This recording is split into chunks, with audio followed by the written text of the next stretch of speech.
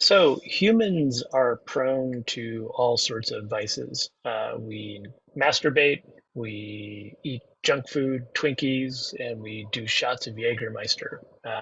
Usually not all at the same time, but no one's going to judge you if that's your thing.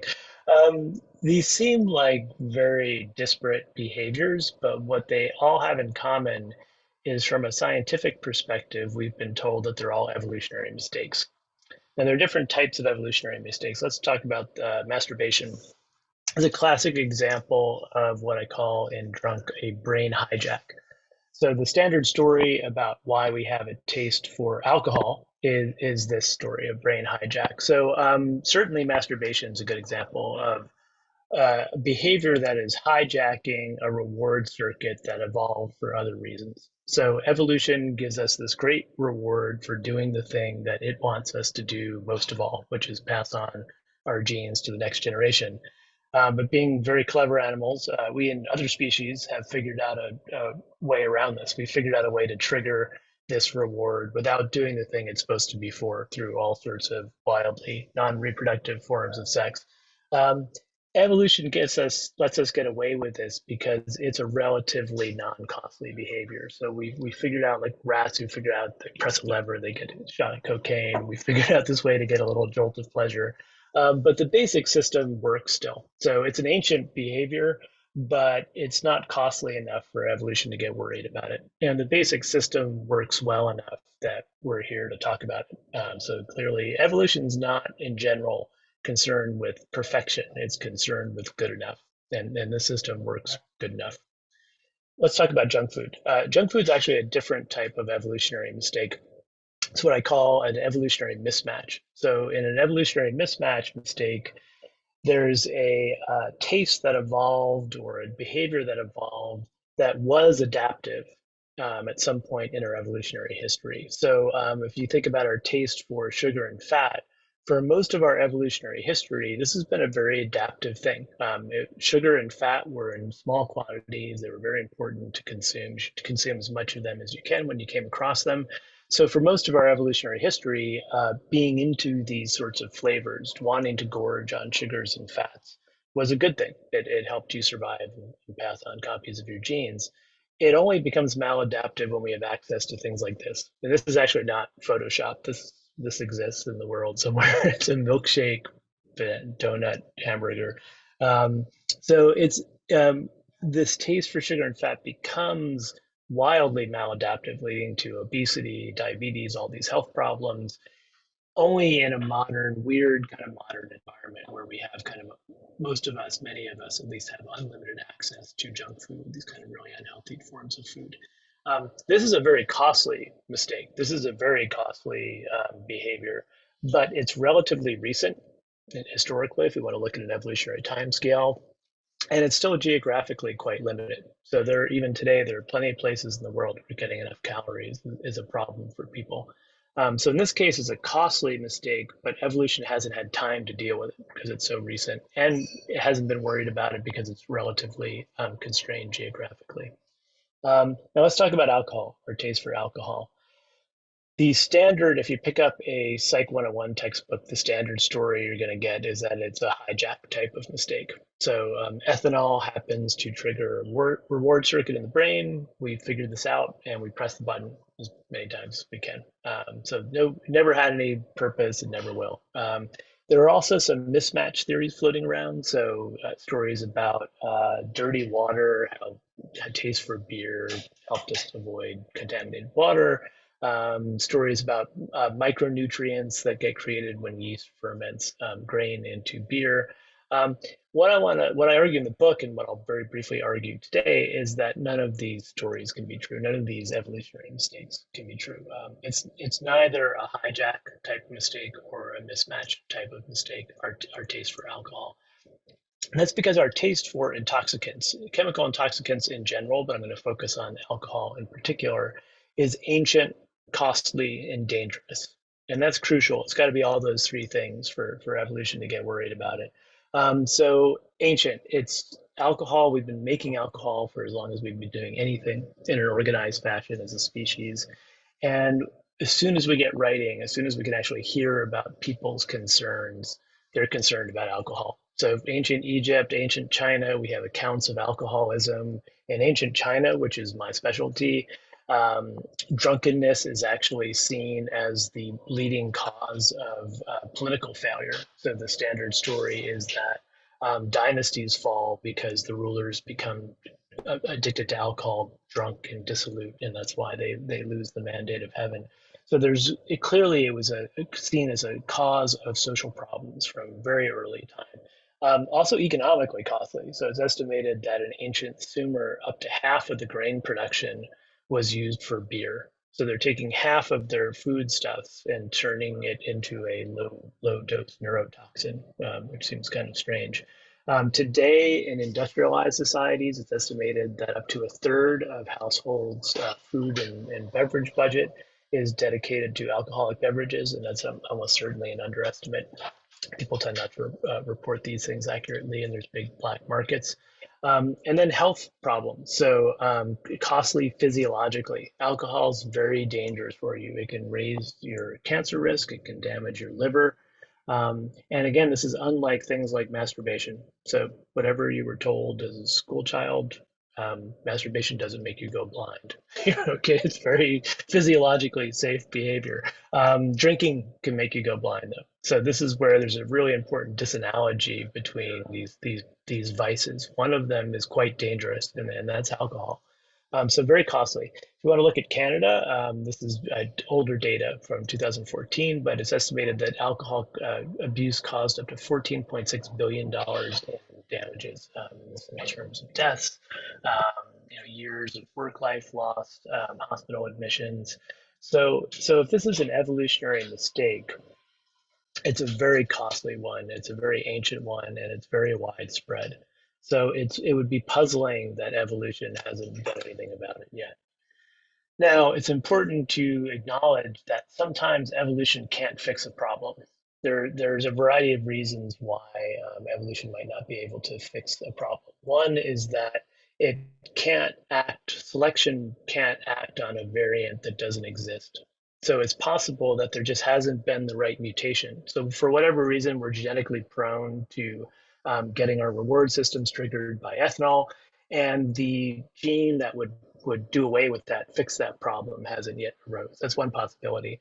There's also issues about path dependence. So sometimes evolution makes a choice, and I'm using intentional language here just as a shorthand, but makes a certain choice, and then it's got to keep going down that path. It can't go back and start over again. So that's another possibility. Um, in the case of our taste for alcohol, neither of these are the case, because both in terms of genetic and cultural evolution, we have solutions, and I put that in scare quotes, to the supposed problem of our taste for intoxication. So let's talk about the genetic solutions first. There is a set of two mutations, and they're actually not linked, but it's interesting that they travel together, and it's arisen at least 3 times independently around the world. It's most widespread in East Asia. We know the most about the East Asian version of it. It's sometimes called the Asian flushing gene. So this is a mutation that interferes with your ability to metabolize alcohol. People with especially 2 copies of this, the severe form of this condition, don't like to drink. They drink some alcohol, their face turns red, they have heart palpitations, they get nauseous. It's very aversive to drink if you have this mutation. So one sometimes we say tell people I wrote a book about, well, why do we like to drink? And they say, well, obviously it makes us feel good. But that just pushes the question back, right? What the real question then is, why does evolution allow it to make us feel good? And it doesn't have to. So if you have this gene, if you have this set of mutations, it doesn't feel good to drink. And it's so effective in reducing drinking that a chemical that reproduces the effects of this mutation is used as a treatment for alcoholism.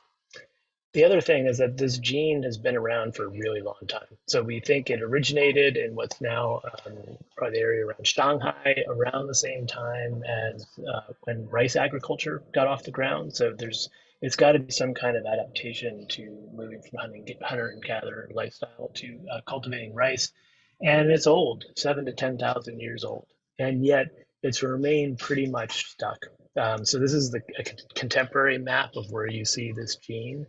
and it's still pretty much concentrated in Southeast China. It's moved to Korea and Japan a bit, but considering that it's a silver bullet to this problem of our taste for alcohol, it's puzzling that this gene hasn't spread all over the world. It really should have just spread like wildfire, and we'd all have the same syndrome, and none of us would like to drink. That would be a great solution to the problem. So that's genetic. Let's talk about cultural evolution, which is where you might expect a solution to come from, because cultural evolution is very fast, it's very powerful. It can be consciously directed by human beings, which is handy. Cultural evolutionary solutions to the problem of drinking: prohibition. Just don't have rules, have norms, religious rules that don't allow people to drink. So we think of prohibition, we tend to associate it with the US at a certain period of time. But every culture that has alcohol has at some point or another at least thought about prohibition. So in ancient China, some of the earliest legal codes we have are basically death to anyone who drinks or produces alcohol. So very, very vigorous form of prohibition. And yet this legal code was found in a tomb that was full of vessels that were used for serving and drinking wine. And it really didn't seem to slow the Chinese down very much in terms of their alcohol consumption. So prohibition hasn't seemed to work. Everyone's tried it, but it hasn't seemed to take off. There are, of course, religious groups that prohibit alcohol. So you can think of Islam, think of groups like the Church of Latter-day Saints, Mormons. Um, the degree to which they enforce the ban on alcohol has varied considerably across history and across different regions. And again, it's the map of where we have prohibition today looks a bit like that map of that Asian flushing gene syndrome. It's not very many countries. So, it's in the news now with Qatar and the World Cup and banning beer. It's a shocking thing because there's not many places that ban beer in the world. So this again is very puzzling, because if alcohol is only costly, it's only a cost. Um, Cultural groups that ban it, that say we can't turn our grain into poison, we can't engage in this very costly behavior, should immediately start outcompeting groups that continue to do it. Yet this is not what we see. If prohibition is taking over the world, it's moving pretty slow. So what's going on here? When we see, as someone who likes to look at human behavior through an evolutionary lens, a gene culture coevolutionary lens, when I see serious costs, individual and social costs, and I see both genetic and cultural solutions that have not been adopted, that have not spread very much, the conclusion is that there's got to be some benefits on the other side. There's got to be some benefits that are paying for these costs. And so that's what I think is going on with alcohol. And crucially, and this is important, the benefits can't be just pleasure. It can't just be that alcohol makes us feel good, because evolution doesn't care whether we feel good or not. It's completely indifferent to our happiness. So the benefits to keep this taste for alcohol in our genetic and cultural repertoire, the benefits have to be in the currency that evolution understands, which is not our own individual happiness or pleasure. So what might those benefits be? To understand them, we have to understand how weird a species we are. So I spend a considerable amount of time in Drunk exploring the ecological niche that humans inhabit. We're a very weird form of ape in a variety of ways. One of these ways is that we're completely dependent on tools. Human beings could not survive without tools. We're so dependent on tools that our bodies have changed to adapt to them. So we're adapted to fire. We can't eat uncooked food anymore. Our jaws have changed, our digestive system has changed, and we've adapted to what is an artificial tool, fire. So humans are completely dependent on tools, which means in turn that we're dependent on innovation, because the environment's always changing, or we're competing with other cultural groups that have their own toolkits, and if they have better toolkits than us, we're going to lose out. So there's this constant pressure on human beings to innovate and invent in a way that lions don't face. Lions don't have to innovate. They have a really good technique that's genetically programmed for getting prey, and they just keep doing that. Humans have to come up with new ways of doing things all the time, which means we're dependent on creativity in a way that no other species is. Now, this is a little bit of a problem for us because of the way creativity works in the human mind. Alison Gopnik, developmental psychologist at UC Berkeley, has done a lot of work on lateral thinking. Psychologists refer to as lateral thinking. So, creativity where you're seeing unusual possibilities, or you're connecting things that are not normally connected, or you're thinking outside the box. And what she's found is that little kids are great at these tasks. So 4-year-olds wildly outperform adults, and our performance on this task decreases in a linear fashion over time. We get worse and worse at this as we age. In the book, I suggest a cause by laying on top of this graph a graph that shows the maturation of the prefrontal cortex. The decline in our ability to solve these creativity tasks is correlated with the maturation of our prefrontal cortex. So why might this be? So the prefrontal cortex is a very important part of a human being. It's the last part of us to mature, and it matures bizarrely late, not until we're in our 20s, which is really puzzling, and to me suggests that there's a design trade-off here. Evolution's slow walking the development of our PFC because there's some bad things about it too that it wants to minimize. So what's it good for? It's good for a lot of things: cognitive control, executive function, our ability to stay focused on tasks, to suppress desires, to delay gratification. Basically, all the things that we need to do to succeed as successful adults are dependent on the prefrontal cortex. And yet, it interferes with creativity. And one way to think of this is it kind of when you're using your PFC, you're able to focus, but it's almost like you have a spotlight now, and you can't see things outside the spotlight. You're unable to see um, possibilities out there in the periphery anymore. So this is a problem.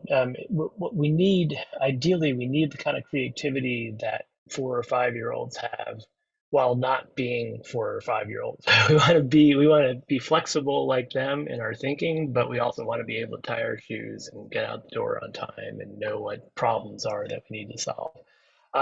So what would be great is if there were a way to temporarily go back to being like a 4 or 5-year-old again in terms of our PFC maturation. And one way to do that would be to zap the PFC, take it offline for a bit. And this actually works. So if you take a transcranial magnet and you zap people's PFC, they do better on creativity tasks. They go back to the performance of kids, and people who have damaged PFCs for various reasons, either congenitally or acquired through trauma, do better. They start to look like kids more in creativity tasks. So that's one way you could do it. The problem is these transcranial magnets very expensive. It's a recent invention. People would look at you strangely if you brought it to a brainstorming session. So what you'd ideally want is something that has the same effect, but is low tech, easy to discover, easy to create. Ideally, it would pair well with food.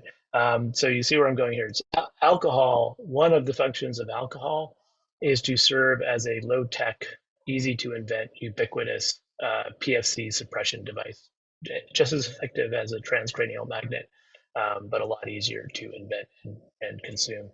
Um, in terms of the effects of ethanol, when I'm talking about alcohol, I'm talking about ethanol here on the human brain body system. It's been alcohol has been compared to a pharmacological hand grenade. This is Charles Stephen Brown's phrase, because it's doing so many things at once. It's stimulating us in certain ways. It's sedating us in certain ways. It looks like Valium or Prozac in certain regards, or opium. It's stimulating pro-social hormones. But one of the crucial functions, the depressant functions of alcohol, is that it depresses or downregulates the prefrontal cortex. It turns down the functioning of the PFC. And a lot of the positive functions that I'm going to be talking about, and that I talk about in the book, have to do with the suppression of the PFC. So this is why alcohol has been associated across the world throughout history with creative types. You always see alcohol being associated with artists or poets or painters, and this is not a complete myth. By temporarily taking our PFC offline or down regulating it a bit, Alcohol does make us more creative, and there's some good, a lot of, I look in the book at a lot of, there's a lot of indirect evidence for this and some direct evidence. So this one study that I like a lot is correlational, but very suggestive by this economist, Michael Andrews. He took advantage of a natural experiment. So we tend to think of prohibition in the US as having happened all at once at the federal level. But in fact, it was imposed over a very long period of time, piecemeal at the county level. And this is a nice kind of natural experiment. So what Andrews did was look at, he used patent applications as a proxy of innovation, of group innovation, and he had county level patent application data. So then he looked at counties and looked at what happened when they were wet, and then they suddenly had prohibition imposed upon them and went dry. And this is what happened. Their patent applications just fell off a cliff, decreased very significantly, and didn't recover again for several years. Interestingly, he thinks what's going on here is the development of speakeasies. So people, after a few years, people figure out a workaround prohibition. But and this is important because it's about social drinking. So as people could still get alcohol at home, bootlegged alcohol. But what prohibition took away was the saloon. It took away the place where people could mix and drink and chat. And he thinks that that removed an important engine of innovation. And this is some suggestive indirect evidence that that's the case. We also have a few direct studies of alcohol and creativity. So this is one where that found that if you get people to about 0.08 blood alcohol content, as opposed to subjects who are drinking a non-alcoholic placebo, they do better on creativity tests. In this case, a remote associate task. So there's some good evidence that alcohol is helping us by ramping up our creativity. So that's one important function. The other has to do with another challenge that human beings face because of our oddness as a species. Unlike our closest primate relatives, we are completely dependent on others. We live in large groups and we are completely helpless outside these groups. And in order to succeed, we need to cooperate. We need to trust and cooperate, not just with genetic kin, but with huge networks, especially once we start living in large scale societies, which we've been doing for some time now. Um, there's a challenge, it's a bit puzzling how we pull this off because biologically we're primates, and yet the way we live looks a lot more like social insects. The way the scale and intensity with which we cooperate looks a lot more like social insects. So how do we pull this off? It's particularly puzzling because of these cooperation dilemmas that we face. So, in any large scale society, humans are constantly facing these cooperation dilemmas that go by various names: prisoner's dilemma, tragedy of the commons, common good problem. The structure is the same, though. You get the best payoff as an individual, you get the best payoff if you can cooperate, but that requires you in the moment suppressing your kind of short-term narrow self-interest and working for the good of the group. If you do something that's for the common good, which is against your narrow self-interest, you actually end up doing better in the long run. Everybody does better. So the ideal payoff is when everyone can cooperate. The problem is you're vulnerable to being taken advantage of by someone who's not doing the same thing you are. You're giving up your immediate self-interest for the group, this other person's not. In that situation, they get a great payoff and you get a very bad payoff. So we're worried about being a sucker in this prisoner's dilemma situation. Rational agents can't solve prisoners' dilemmas. Rational agents will always take the safe bet, which is defect. The other person's going to defect. We get a suboptimal outcome, but at least we don't get taken advantage of. And you see this kind of tragedy happening all the time in the case of things like global fisheries. We're stuck with this non-rational, non-optimal outcome. Yet we often solve them. So humans can frequently solve these cooperation dilemmas. And how do we do it? We do it with emotions. And so I'm relying here very much on the Cornell economist Robert Frank's work on the rationality of emotions, the ultimate rationality of proximately irrational emotions. So we have feelings like love and honor and friendship and trust. And these bind us to other people in a way that allow us to cooperate, to trust one another, and win the prisoner's dilemma, to solve the prisoner's dilemma in an effective way. So humans solve cooperation dilemmas by being emotional, by trusting and loving one another. They also solve this problem, or try to solve the problem, of getting taken advantage of by reading signs of love and trust and honor in other people's faces. This is why we're so attentive to other people's expressions. If someone does something that hurts us and they look genuinely remorseful or they feel bad, we forgive them. This gets us out of these tit for tat economic game problems.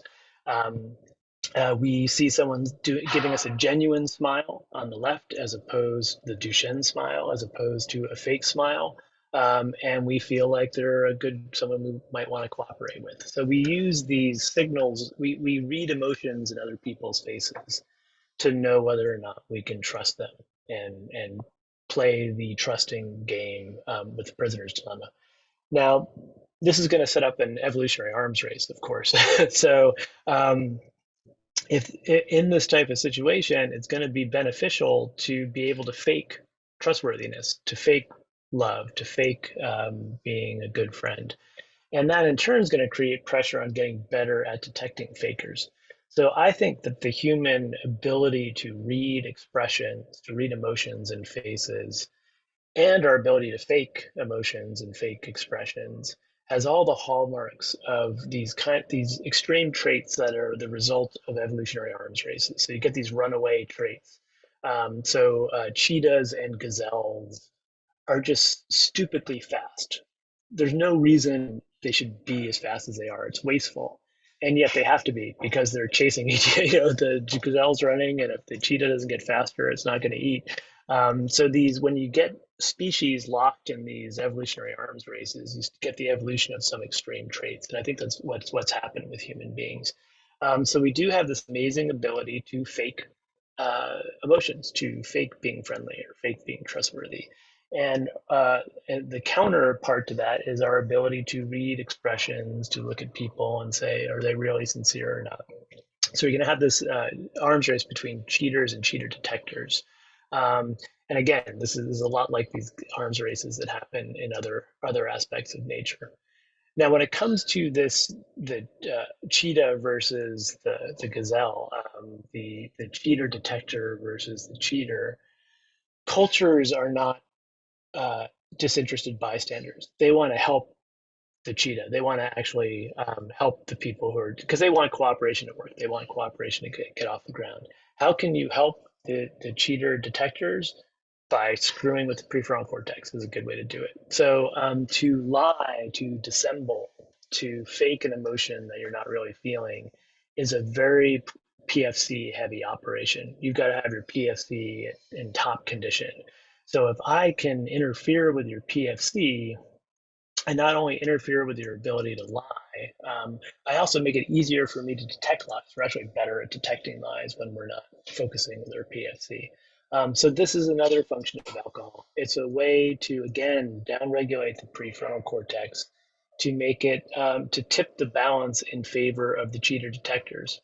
At the same time, another of the effects of ethanol is that it's upregulating, it's stimulating the production of these feel-good chemicals, these pro-social chemicals, serotonin, endorphins, that not only make us feel better about other people, more well-disposed toward them, more bonded with them, they make us less likely to even want to cheat in the first place. There's a very nice experiment by Molly Crockett's lab showing that if you shoot some serotonin up people's noses, they don't cheat as much in economic games. So it makes you makes you more trustworthy, just genuinely more trustworthy.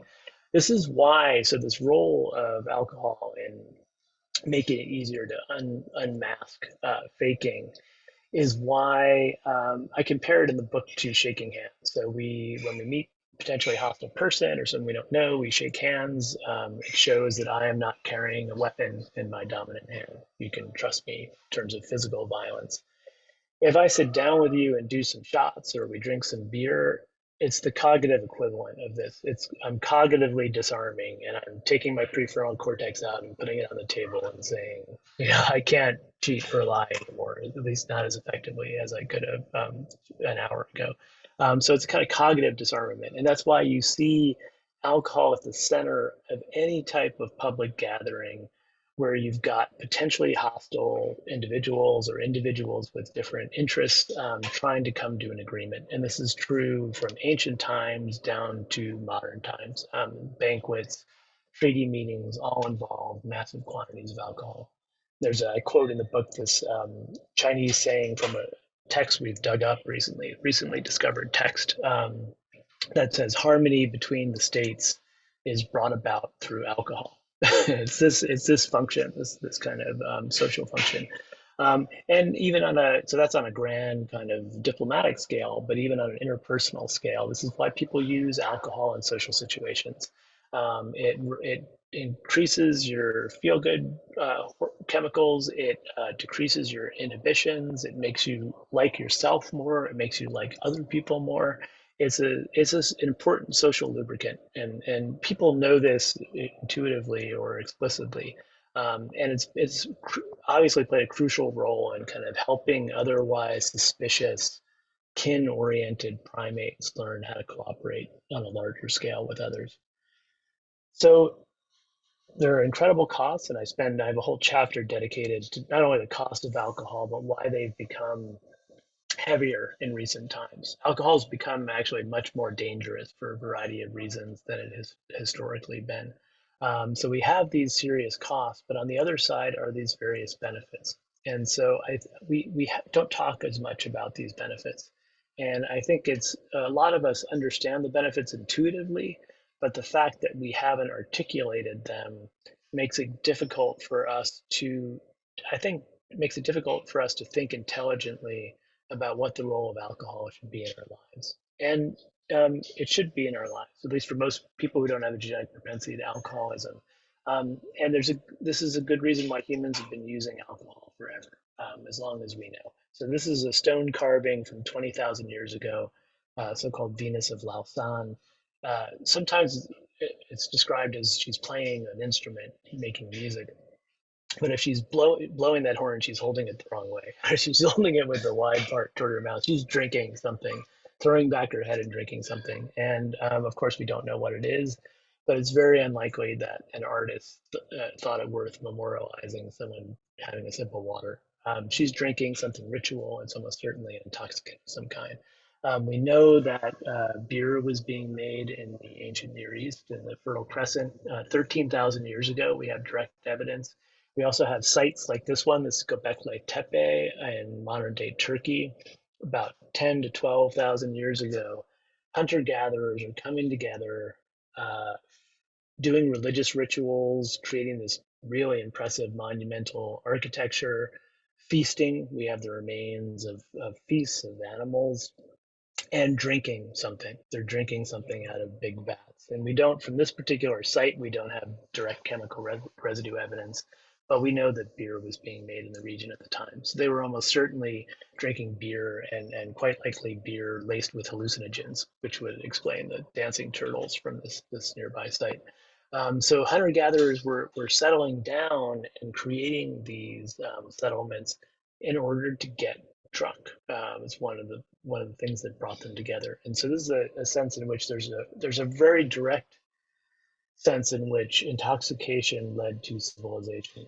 And I could talk about this in the Q&A, but there's archaeologists are starting to think that it's possible that it was the desire for intoxicants that led hunter-gatherers to settle down and start agriculture rather than the other way around, rather than it being a byproduct of agriculture. So the centrality of the fact that alcohol solves these adaptive problems that humans have, that we discovered it so early, is why you find it at the center of almost every culture that we know of. And the few cultures that don't have alcohol substitute some other chemical intoxicant that has very similar properties. So North America, hallucinogen-laced tobacco. In parts of the Pacific, they use kava, this root-derived intoxicant. but intoxicants that have very similar functions. They're downregulating the PFC, they're upregulating prosocial chemicals, and they're using it in very similar situations. So this suggests to me that alcohol is filling a very important functional niche that needs to be filled for humans to succeed. So why do we drink? Why do we like to drink? Because alcohol has been a cultural technology that we have taken advantage of in order to take this our primate nature, suspicious, kind of kin-oriented primate nature, and transform it into something that allows us to cooperate on a scale and with an intensity that looks more like social insects than primates. Chimpanzees can't cooperate on this scale. So in this sense, I think that chemical intoxicants in general and alcohol in particular have been a crucial cultural tool that we've used to solve this problem of how we can get primates to cooperate on a large scale. Thank you.